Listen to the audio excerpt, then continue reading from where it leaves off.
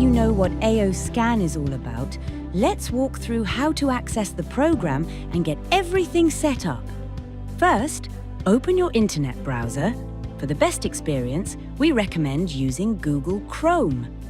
Other browsers like Safari, Firefox, Edge, or Brave can work too, but Chrome gives you the smoothest performance. In the address bar, type app.aoscan.com to go straight into the AO Scan login page. Log in using your Solex credentials, the same username and password you created when you enrolled with Solex. Once you've entered your information, you'll see a prompt asking if you want to save your credentials. Click Save to make future logins quicker.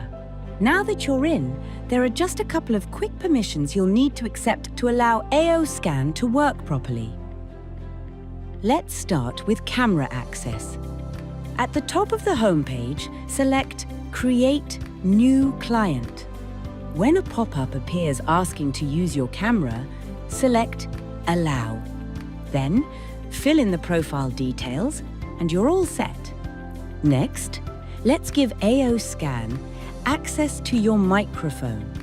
This is especially important for features like Inner Voice, Easy Scan, and other features that rely on sound input.